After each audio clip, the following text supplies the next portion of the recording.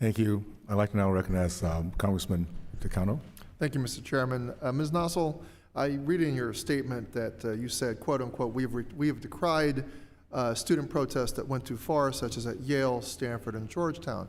I'm assuming the Stanford reference is the same incident that happened at Stanford that Mr. Joner is speaking of. Yes, that's right. And so you regard that as an incident, as a protest that went too far?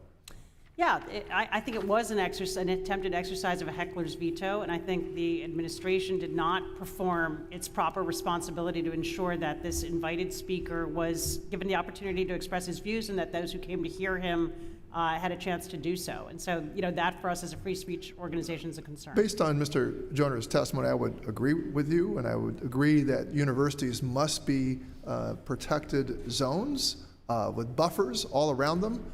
So that they are true places of inquiry where freedom of thought and a diversity of opinion can exist.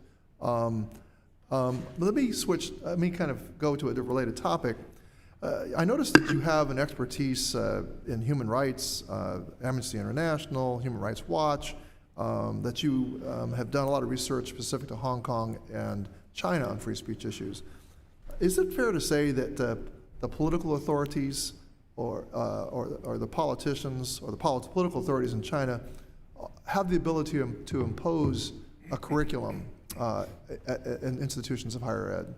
Absolutely. I mean, those are kind of state-controlled institutions. In Hong Kong, traditionally, there was a long tradition of academic freedom, and those universities were globally respected, and there were exchanges of scholars from around the world.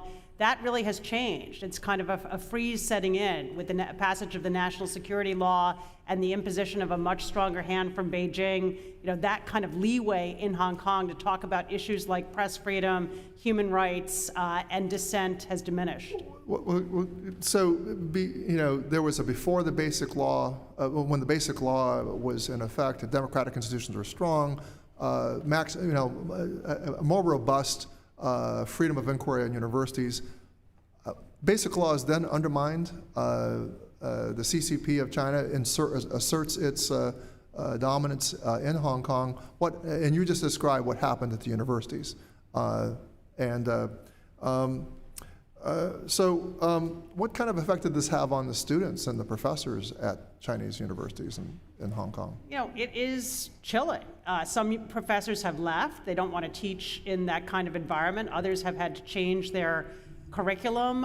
Courses have been decommissioned because it is risky to take a stance, publish an article, talk about something in class that might fall afoul of the Beijing authorities. And, we know where this leads. I mean, I'll never forget, just very briefly, meeting a young, very well-educated Chinese student who had said he had never heard of the Tiananmen Square massacre until he was in his 20s because that information was so sharply repressed. That's not what we want here. Well, great. Are you able to draw any comparisons between what you witnessed in Hong Kong and globally to what you're seeing now transpire under Governor DeSantis in Florida and the Republican legislature? I don't want to overstate it. I think it's really important to recognize that there are clear distinctions and we remain a free country. We're having this hearing. We can discuss these issues. But I am concerned about this legitimization of the intervention of the state and the idea that legislation, even if it's sort of loyalty oaths to the Constitution, that's not a tactic that we're comfortable with in this country. Well, more specifically, I'm a former community college trustee. I was elected as a trustee. I don't recall ever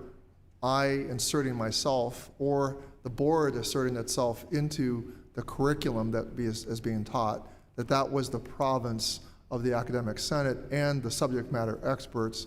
Is that kind of a fair description of how things work in higher education? Absolutely. I mean, we have the idea that academic freedom requires universities to be able to, it's described by the Supreme Court as the four freedoms of being able to choose what is taught, who teaches it, how it's taught, and who the students are. And the minute we intrude on that, we lose the independence and the strength of the university. Well, Governor DeSantis himself and they have inserted themselves into a public university, replacing all the trustees and encouraging the adoption of a conservative curriculum based on the Hillsdale College of Florida. Is this something that you find disturbing? I find it chilling that in this country, they would dismantle the autonomy of a public university and take it over in that way. Thank you. Now